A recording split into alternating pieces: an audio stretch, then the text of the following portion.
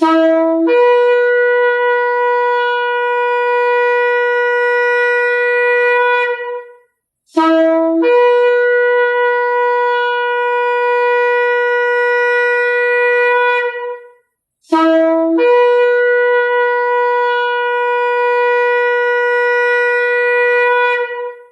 RPK yang dikasihi Tuhan dimanapun Anda berada. Shalom Beshem Yeshua HaMasiah, salam sejahtera dalam nama Yeshua HaMasiah, dalam nama Tuhan Yesus Kristus Juru Selamat kita. Selamat mengikuti siaran Tekiah, Telaah Kata Ibrani Alkitabiah bersama Gembala Benyamin Obadiah, Ketua GKMI Gereja Kehilat Mesianik Indonesia. Tekiah adalah cara peniupan syofar seperti yang didengar tadi. Siaran Tekiah dimaksudkan untuk menggali kebenaran Alkitab dari bahasa dan masyarakat Ibrani yang menjadi persemaian tumbuhnya iman Kristiani kita yang berasal dari tanah perjanjian Israel di Timur Tengah. Saudara dapat mengajukan pertanyaan ke 081 997 1577. Shalom Pak Ben. Shalom Bu Ira, shalom sahabat RPK dimanapun Anda berada.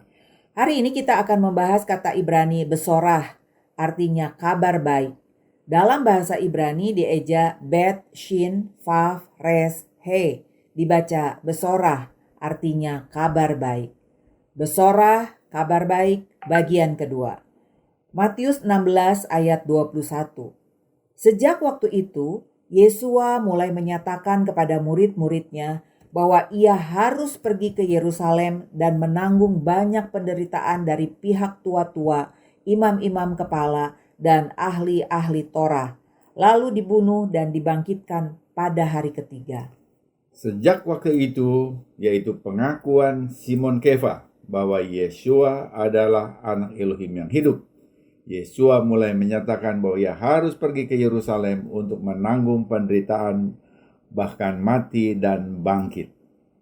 Perlu ditegaskan bahwa kabar baik kerajaan Tuhan yang dinyatakan Yesua mempunyai klimaksnya pada pengorbanan dirinya di kayu salib. Karena melalui kematiannya, kerajaannya akan menjadi kerajaan kebangkitan.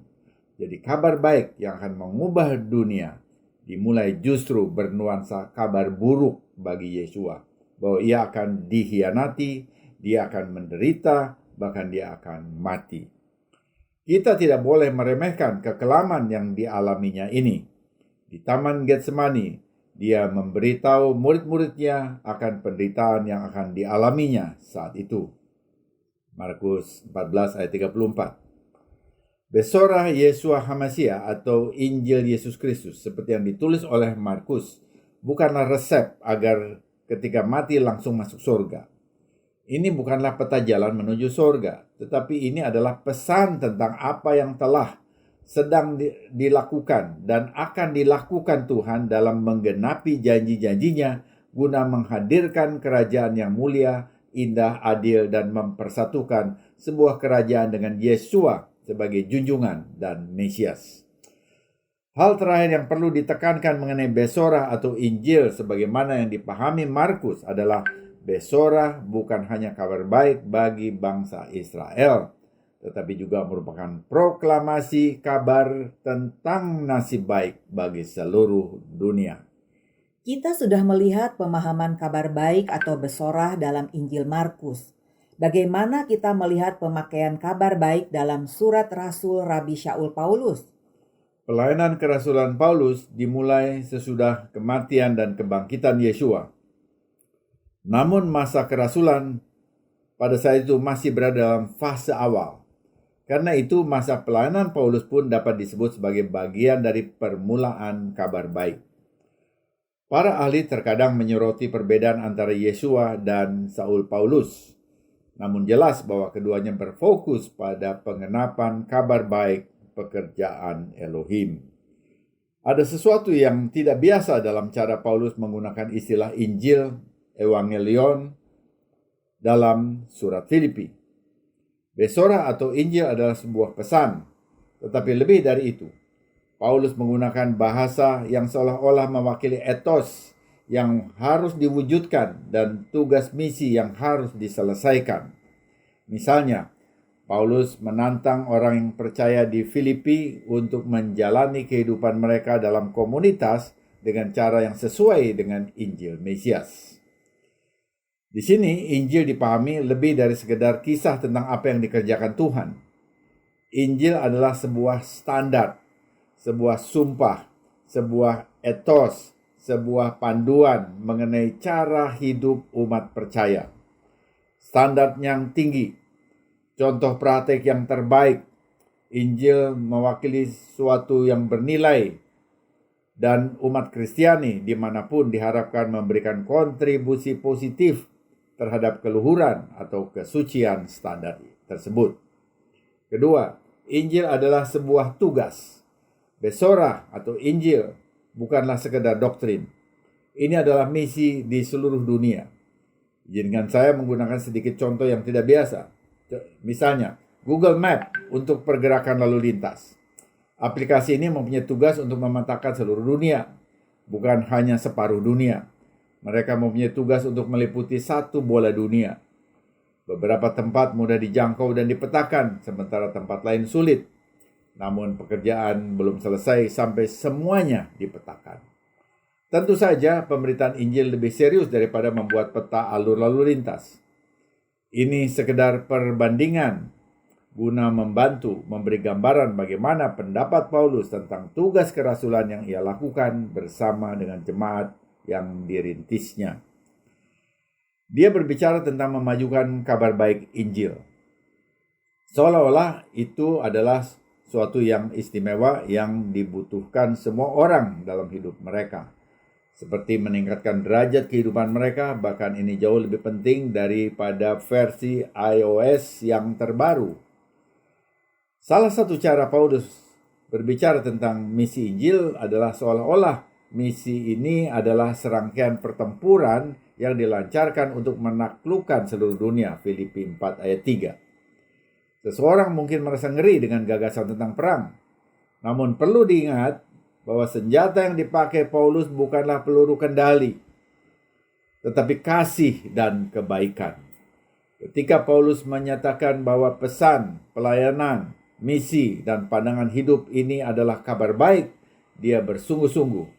Hal ini menghidupkan dan mendukung semua orang untuk berkembang, baik Yahudi ataupun non-Yahudi, pria atau wanita, Romawi atau non-Romawi, kaya atau miskin, budak atau merdeka. Apakah penggunaan kata Injil dalam Injil Markus sama dengan pemakaiannya saat ini? Saya merasa tidak persis sama. Umat Kristen modern bergaya barat cenderung menghubungkan istilah gospel atau Injil dengan konsep keselamatan. Itu baik saja. Namun kita juga cenderung menghubungkan keselamatan itu dengan perpindahan agama dan kehidupan sesudah kematian.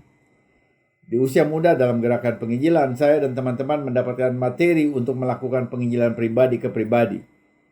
Sistem yang dipakai adalah dengan mengajukan pertanyaan kepada orang yang ditemui, seberapa yakin kamu akan masuk surga kalau kamu mati? Pertanyaan ini dimaksudkan sebagai petunjuk bagaimana pembawa Injil untuk membagikan Injilnya.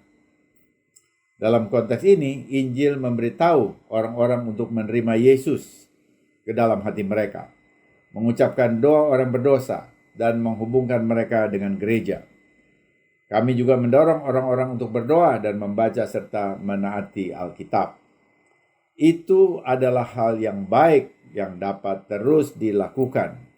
Namun, apakah itu yang dimaksudkan oleh Yesua dan Markus dengan Injil yang ditulisnya? Dengan berfokus pada Injil sebagai petunjuk menuju rumah surgawi dan serangkaian praktik keagamaan, Injil masih merupakan kabar baik bagi banyak orang. Namun seringkali tidak bersifat transformatif atau tidak membawa perubahan secara menyeluruh. Bagaimana perbandingan dengan pandangan masyarakat Yahudi? Saat menjelaskan perbedaan antara agamanya, yaitu Yudaisme, dengan agama Kristen dari sudut pandangannya, seorang Yahudi berkata, "Kami orang Yahudi mengamalkan agama kami setiap hari, dan umat Kristiani hanya mengamalkan agamanya pada hari Minggu."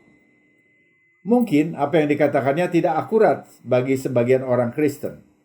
Namun seringkali orang Kristen modern memang hanya mempunyai iman di hari Minggu dan kadang-kadang bahkan tidak demikian.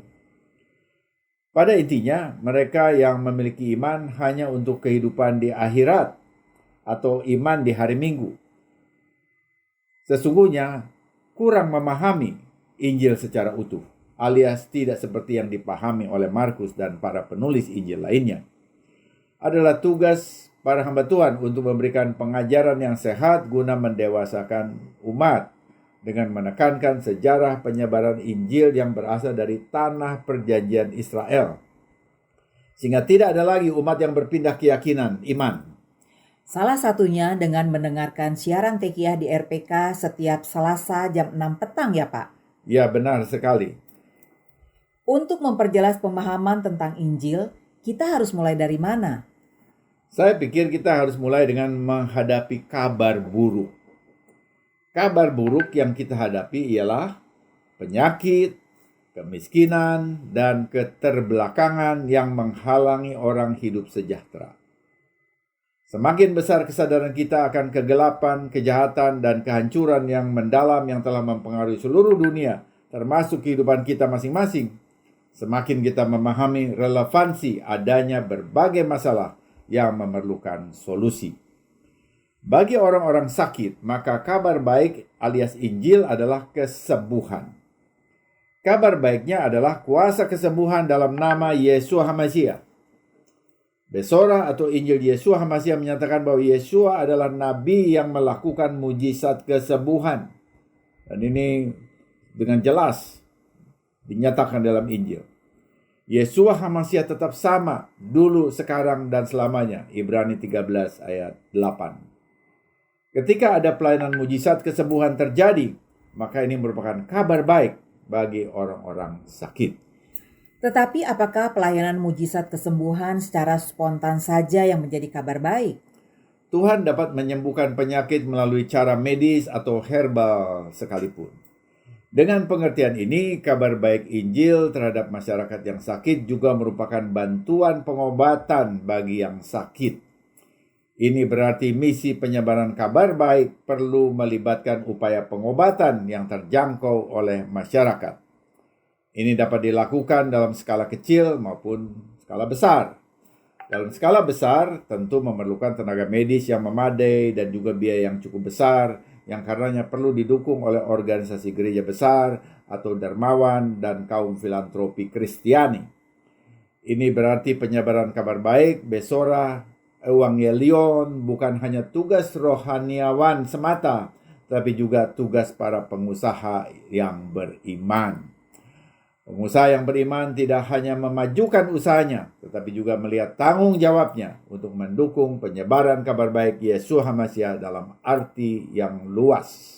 Sekarang bagaimana kabar baik bagi masyarakat yang miskin dan terkebelakang? Kabar baik bagi mereka adalah mereka dapat berubah dengan meninggalkan kemiskinan dan keterbelakangannya. Mulai dengan mengubah cara berpikirnya melalui pendidikan. Untuk misi model ini diperlukan tenaga guru atau orang yang mempunyai keterampilan dan kesabaran untuk menjadi guru. Pendidikan membaca dan menulis serta berhitung merupakan cara untuk membuka pikiran orang terhadap kabar baik Yeshua HaMashiach. Untuk pemanfaatan sumber daya di sekitar mereka diperlukan latihan atau pelatihan untuk membuka paradigma dan memberi keterampilan sesuai lingkungan hidup mereka seperti bercocok tanam, kerajinan tangan, kuliner, dan keterampilan lainnya.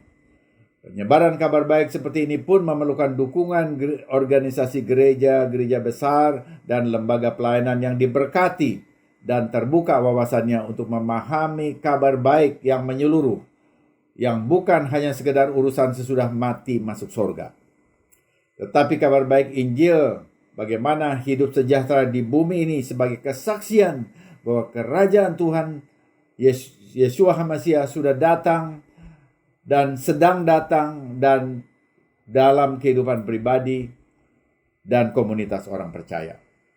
Pemahaman Injil atau Besora atau Evangelion sebagai kabar baik yang membawa shalom, damai sejahtera kepada masyarakat seperti ini dalam pikiran orang Yahudi disebut tikkun olam, memperbaiki dunia. Dunia ini diberikan kepada manusia Adam untuk diatur dan dipelihara. Dosa telah membuat tanah terkutuk sehingga dengan susah payah manusia mencari rezekinya. Kejadian 3 ayat 17. Karena itu dunia ini perlu diperbaiki, perlu tikkun olam. Tikkun berarti memperbaiki dan olam dalam hal ini adalah dunia. Tikkun olam berarti memperbaiki dunia. Agaknya ada hubungan antara kabar baik, Besorah dalam kitab Nabi-Nabi dan Besorah Yeshua HaMasiah dengan tikkun olam. Benar sekali. Kabar baik Yeshua HaMasiah tidak terlepas dari tikkun olam perbaikan dunia. Contohnya perbaikan apa? Perbaikan gaya hidup pribadi, perbaikan pandangan hidup yang menyangkut iman, dan perbaikan tatanan masyarakat dalam arti yang luas. Injil berarti perbaikan pribadi dan lebih dari itu juga perbaikan masyarakat. Jika kita melihat latar belakang bangsa Yahudi sebelum tibanya kabar baik Yeshua HaMasiah, kita perlu memahami bahwa orang-orang Yahudi mengetahui dan merasakan bahwa dunia ini telah mengalami kemerosotan dan kerusakan.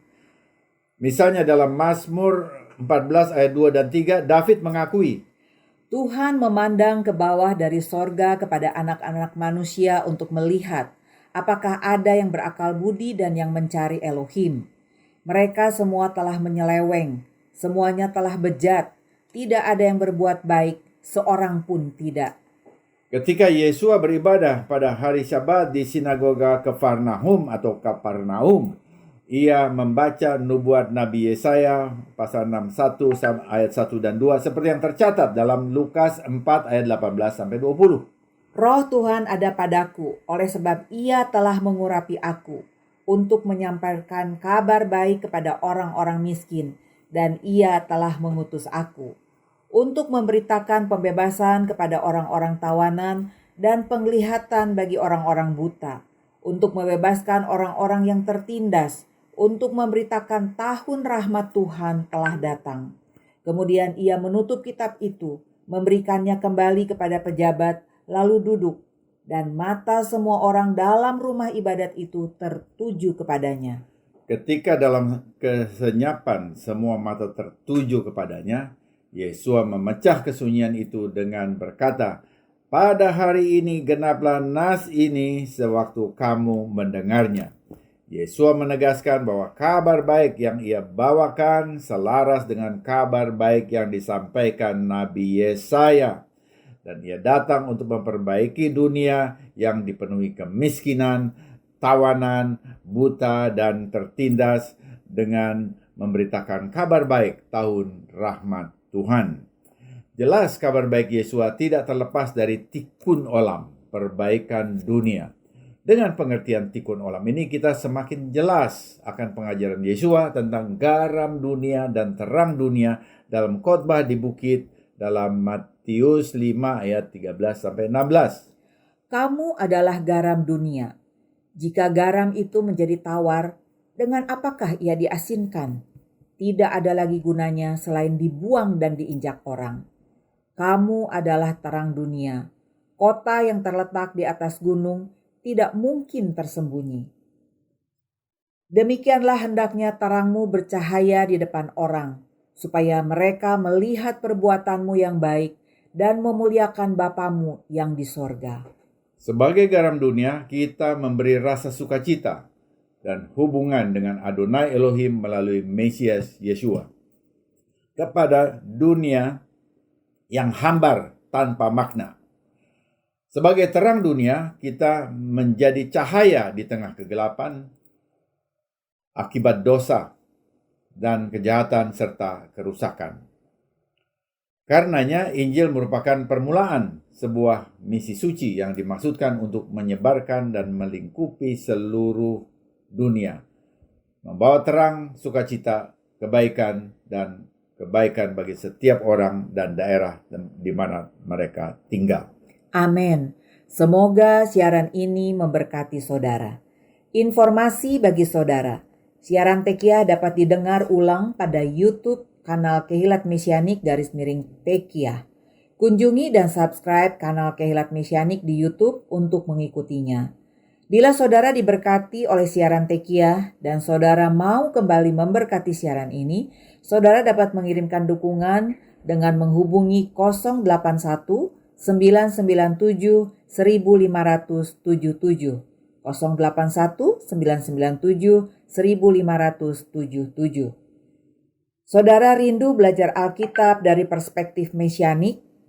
Kesempatan ini terbuka bagi sahabat RPK dengan mengikuti kursus online Yesifat Sufu Indonesia dengan Rabi Yitzhak Sapira. Informasi lebih lanjut, kontak 081 997 1577 081 997 1577. Doakan sekitar 140 warga Israel yang disandera teroris Hamas setelah jeda kemanusiaan berakhir. Mohon kiranya Adonai mengirimkan para malaikatnya dan memberi hikmat dan taktik jitu pada IDF untuk membebaskan mereka semua dengan selamat dalam kemenangan. Amin. Sesudah narasi ini kita akan mendengar lagu rohani Tikkun Olam, Perbaikan Dunia. Dunia belum sempurna. Banyak ruang kosong yang gelap bisa diisi dan diterangi. Ini kesempatan kita untuk melakukan sesuatu guna membantu orang yang memerlukan. Benar, Besorah kabar baik selalu diselaraskan dengan Tikkun Olam, perbaikan dunia. Amin. Tiba saatnya saya Penatua Ira Natali dan Gembala Benyamin Obadiah mohon diri dari ruang dengar saudara. Sampai jumpa pada siaran mendatang. Yesua keselamatanku, Torah kesukaanku, menuju kepenuhan bangsa-bangsa. Shalom, shalom. You know the world isn't perfect yet, and God left empty spaces so that we could fix it up ourselves. There's sparks in the darkest places, so I dream about changing the world. When I grow up I'll figure out how, but I think I can start even now. 'Cause every step that I take, there's a chance to do good. If I brighten someone's day, I could light up the world. I have so much to give, I could help someone out, and that's what Tikkun Olam is all about. I can smile at a friend that's sad, let her know I care, and I can thank my mom and dad for always being there. I can give food and clothes to the poor, I can share when a friend comes through the door, I can pray that there won't be any wars. 'Cause every step that I take, there's a chance to do good. If I brighten someone's day, I could light up the world. I have so much to give, I could help someone out, and that's what Tikkun Olam. 'Cause every step that I take, there's a chance to do good. If I brighten someone's day, I could light up the world. I have so much to give, I could help someone out, and that's what Tikkun Olam is all about.